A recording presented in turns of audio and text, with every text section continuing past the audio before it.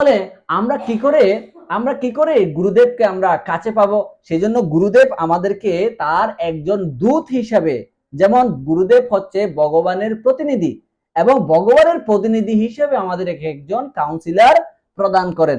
ঠিক একইভাবে ভগবান অর্জুন ভগবানের কাছে এইভাবে শরণাপন্ন হচ্ছিলেন, অথচ গুরুদেব অর্জুনের গুরুদেব ছিল, দ্রোণাচার্য ছিল, তিনি তার কুলগুরু ছিল।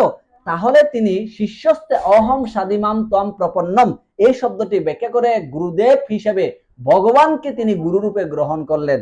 এই জন্য আমাদের এই শ্লোক থেকে শিক্ষণীয় বিষয় হচ্ছে, পূর্ণ জ্ঞান সম্পন্ন মহর্ষি তার দিব্য দৃষ্টির দ্বারা এই যুগের সমস্ত বিষয় সম্পর্কে জানতে পারলেন। কে? ভগবান বেদব্যাস। এবং বেদব্যাস যখন এই কলিহত মানুষের অবস্থানের কথা জেনেছেন, তখনই তিনি তার গুরুদেবের কাছে শরণাপন্ন হয়েছিলেন, এই জড়জগতের অন্ধকারাচ্ছন্ন মানুষকে কিভাবে আলোক প্রদান করতে পারে। 19 নাম্বার চলো। চাতুর্হত্রম কর্ম শুদ্ধম প্রজানম বিশ্বদ বৈদিকম বাদদাত যজ্ঞ সন্তৈত বেদম একম চতুর্বিদম। তিনি বললেন যে বেদে নির্দেশিত যজ্ঞ অনুষ্ঠানের উদ্দেশ্য হচ্ছে মানুষের বৃত্তি অনুসারে তার কার্যকলাপকে পবিত্র করা। এই প্রক্রিয়াকে সরলীকৃত করার উদ্দেশ্যে তিনি এক বেদকে 4 ভাগে বিভক্ত করেছিলেন, মানুষের মধ্যে তা বিস্তার করেছিলেন। তো ভগবান বেদব্যাস যখন তিনি ধ্যান করেছিলেন, আর ধ্যান করার পরে তিনি এই জড়জগতের অন্ধকারাচ্ছন্ন মানুষের অবস্থানের কথা জেনেছেন, তখন তিনি একটা বেদ থেকে 4টা ভাগে বিভক্ত করেন। 4টা বেদে যখন বিভক্ত করেন, ঋগ্বেদ, সামবেদ, যজুর্বেদ, অথর্ববেদ, এরপরে তিনি সমস্ত বেদকে তিনি উপনিষদে প্রেরণ করেন। তার উপনিষদ থেকে তিনি আবার পুরাণে, অর্থাৎ 36টা পুরাণ আছে, 18টা পুরাণ হচ্ছে 18টা গৌণ পুরাণ আর 18টা হচ্ছে মোক্ষ পুরাণ।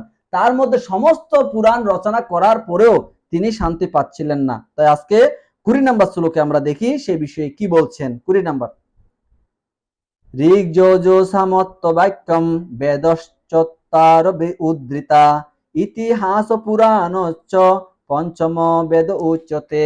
অনুবাদ: জ্ঞানের আদি উৎস বেদকে 4টি বিভিন্ন ভাগে ভাগ করা হয়েছিল, কিন্তু ঐতিহাসিক তত্ত্ব এবং পুরাণের উল্লিখিত সত্য ঘটনার বর্ণনাগুলি পঞ্চম বেদে বলা হয়েছে।